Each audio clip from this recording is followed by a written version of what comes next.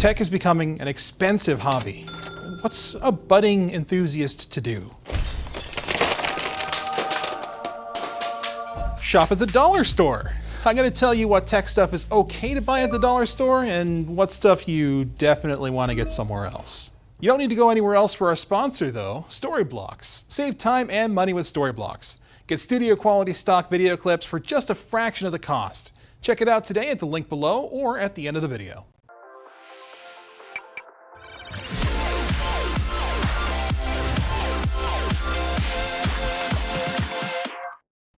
Gonna start off with the batteries because I want to do this live. I've already tested these alkalines over here with my trusty Sega battery killer here, and I've got a set of Home Depot alkalines that are acting as our control. Why am I specifying alkaline so much? Because these batteries, well, they're brand name and proudly proclaim super heavy duty power, but they're carbon zinc batteries.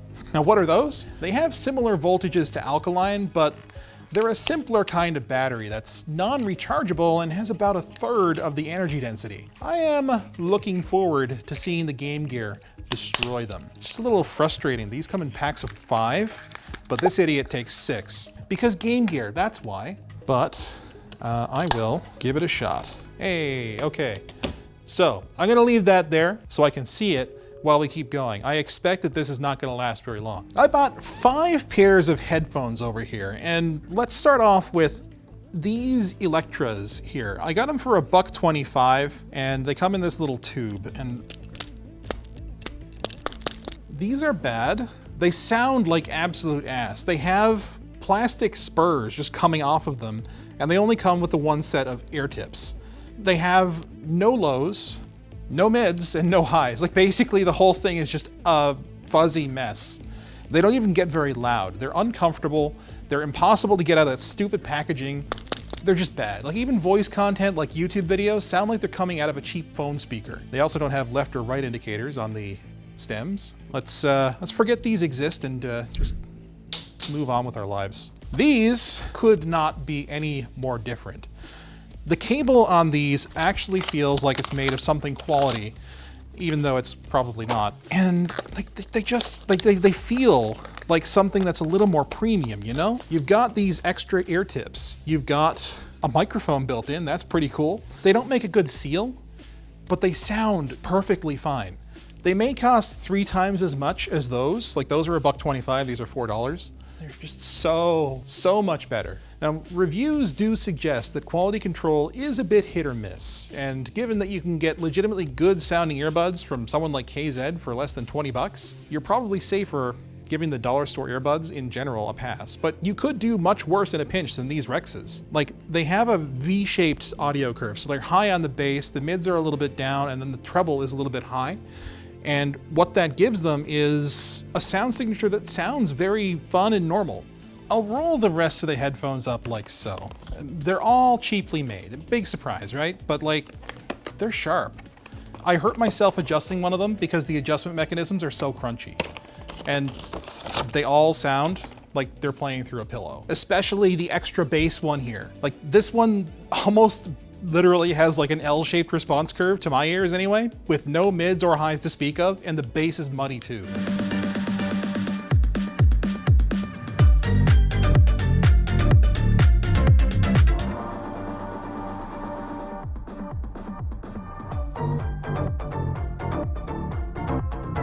I can't, I'm trying to go one step, no. All of them are uncomfortable, and only one of them, the Vortex here, has any padding at all, and it doesn't help. Yes, they make noise, but they're all terrible.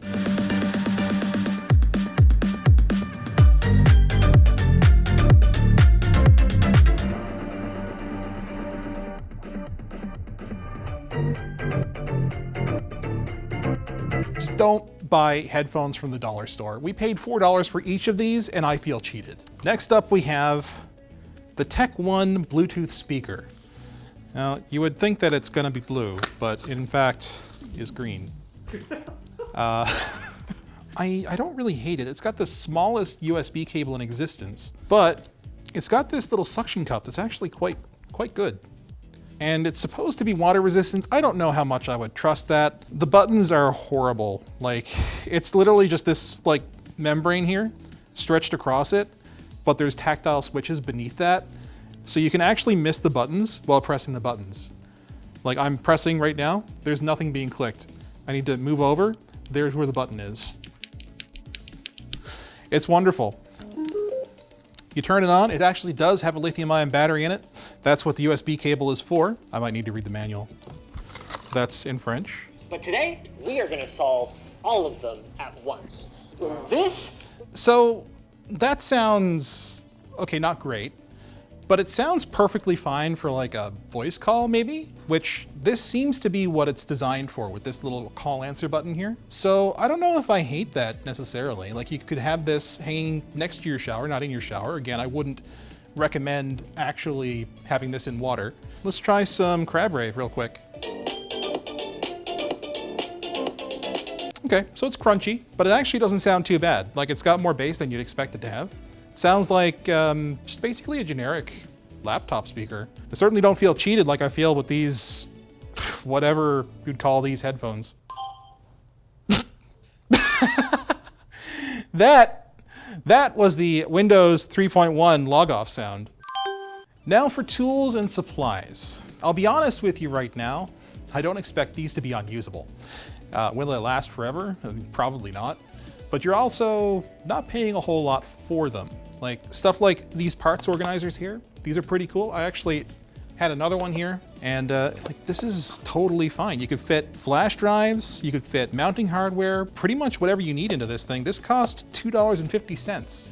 This thing here, this costs, what was it, like $2? This magnetics parts tray. These things go for $3 Canadian at the dollar store, whereas like you'd spend $10 getting them in from Amazon. I don't see any problem with this kind of thing at all. I found it in the tools hardware section, but you can find stuff like this as well in the kitchen section. Now they also had a pack of 60 zip ties for $1.25. And this is something that's technically a worse value per tie than buying in bulk on Amazon. But if you don't need like hundreds of them, you're saving $1 or $2. Now these aren't very flexible, but they are made of nylon, and they're thick enough to be sturdy, and they're about the right size for cable management inside of a PC chassis. This 8-piece pack of hook and loop ties, however, not so much. 8 isn't a lot, and they're squared off with no anchor. They do have a little pull tab on them, but they're too short for bundling more than a couple of cables together and too fat to do cable management inside a PC. What's worse, you can get a 100-pack of ties that are tapered and have an anchor for less than $10 on Amazon. These are a pass unless you're desperate. I also got this 2-pack of long neck magnetic screwdrivers for $1, and they look all right. They feel every bit as cheap as they were, but the Phillips driver's got a nice point to it. It's pretty much ideal for working inside of a computer. It's probably not going to stand up to abuse, but considering how much screwdrivers go for on Amazon, it'll definitely do as a quick and dirty drive. The same can sort of be said for these precision drivers here. They'll do the job. I don't know, the mechanism, it feels gritty when you turn it. It's just got this little nut on the end here. There's all kinds of like burrs from the manufacturing process that are still on here that are gonna cut up your fingers. And they're not even held in like in any way, shape or form. If you drop this case and it opens up or you already had it open, it's just gonna all go everywhere. That being said, it does have a decent variety of bits, so it's not amazing. Then again, I mean, if you don't have an iFixit kit, maybe this is what you reach for.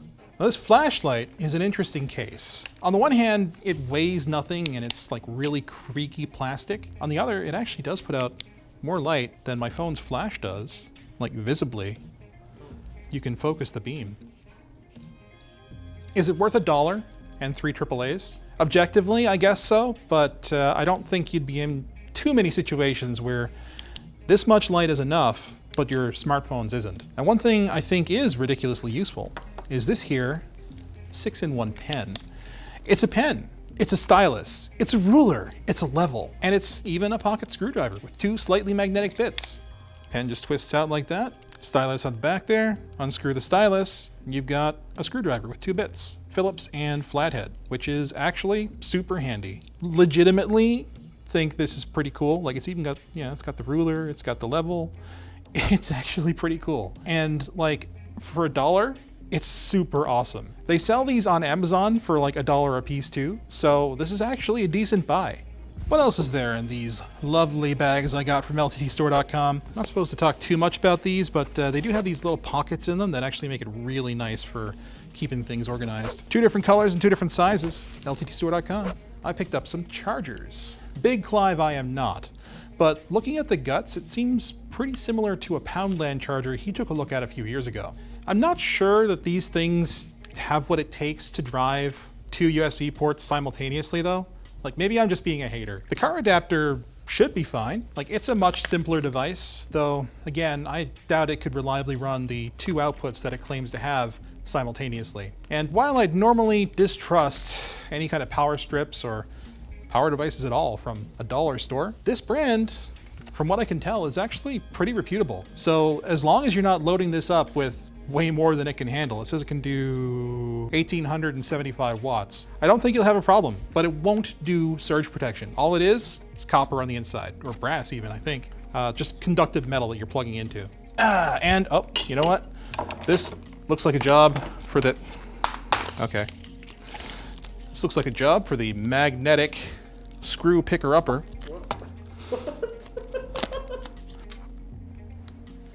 That works just fine. It's actually really nice. It's like, okay, it's not really nice, but like that's a nice length for one, and it works just fine.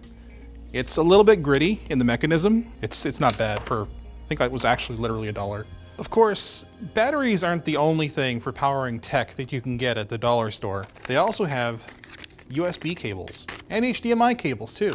Look at all these. I got this here transparent one. I got this here blue one that lights up. And I have this one that's pretty long and has a braided cable. But, of course, we need to know whether or not these are going to pass the tests that we're going to throw at them. That's why I have the cable tester, although we don't need the cable tester to see that this one is not going to pass because it has no shielding whatsoever, and USB 2.0 requires shielding. Let's make some room here. Oh yeah. Let's try the one that we know won't pass first. Into the USB Type A port, and into the micro USB port. Yeah, of course. If we look at the details on this one, no shielding. It's probably gonna work, but this one might be prettier actually. It does have that clear motif, but it lights up. So let's see if we can make that happen. No. Also, it's like blinking. Fail, no shield. Once again, everything else looks good. Actually, the ground wire on this guy here wasn't good either, but that's working correctly in this one, so that's better. Oh well. It looks like it, again, would probably work, but why chance it? Now this guy looks a lot better. Like it looks like one of those cables that you'd want to carry around. Micro USB in, and you had high hopes, so did I actually. But again, it doesn't have the shield. And it's failing on all of these in the resistance test, which, yeah, this one's not so good. You can even see in this, in the eye here, it is pretty lopsided. So unfortunately, the highest quality looking cable out of the entire bunch is the lowest quality cable of the entire bunch. Even this guy is a little bit better in terms of how its test results went. This thing costs $3.50 Canadian, but it says that it's a high speed with Ethernet, which means that it's gotta be HDMI 1.4 compliant. 5 feet, 3D ready, all right. So let's get it out of the package here. At least it looks like it's gold plated, I guess. HDMI, high speed with Ethernet. That's what this purports to be. Moment of truth. Oh, oh, it failed everything. Okay, so these pins are just not connected. All the shields and the power wires as well. Holy! Oh, Ethernet, what happened to you? Oh no. Okay, maybe we're pushing it a little bit too hard. Let's go back to like HDMI, like regular speed or something. The lowest standard of HDMI. That is just HDMI. Just HDMI. At least signal integrity looks good this time. That impedance is just way too high. And yeah, signal integrity looks okay. It's probably no surprise that all of the USB and HDMI cables I picked up literally failed when I fired up the total phase tester. And the reason why is none of them are shielded like they're supposed to be. And in the case of the HDMI cable, that lack of shielding basically mangles the signal. It should conform to the spec if it says that it's the spec, but no. Now, does that mean it's not going to work? Absolutely not. I mean, it might work fine, but it also might not be. This is why we need LTT Labs. Get subscribed because we're going to have more updates on that as we continue to build it out.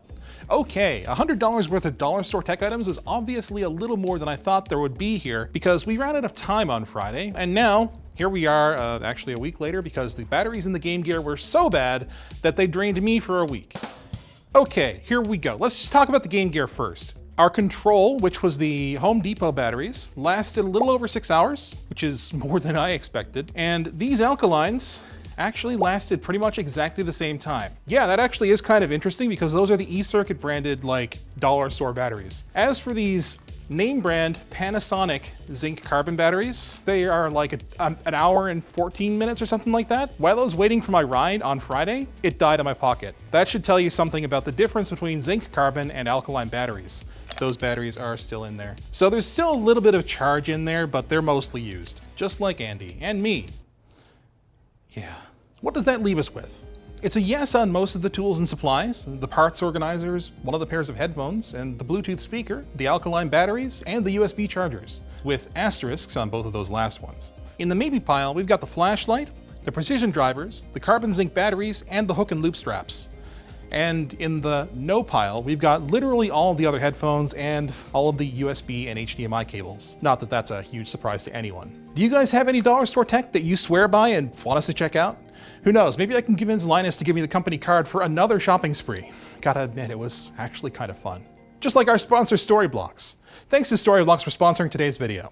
Ever needed a quick clip for a video, but didn't have the capacity to make it for yourself? Well, Storyblocks helps you bring your stories to life without sacrifice due to time, budget, or resources. There's over 1 million royalty-free assets for you to choose from, including 4K and high-definition footage, Adobe templates, music, images, and a wide array of diverse and inclusive content. There's subscriptions for every budget, so you can choose the plan that works for you. From their unlimited all-access plan that gives you unlimited video and audio downloads to their enterprise licensing so your entire company has access to assets as you need them. We even use Storyblocks here at Linus Tech Tips when we need stock footage fast. Check out Storyblocks today at storyblocks.com/Linus Tech Tips. Thanks for watching, guys. This one's really different, so maybe go check out our recent video on why everyone's buying the Logitech G502 Hero. Spoiler, it turns out it's a great mouse for the price. Who knew?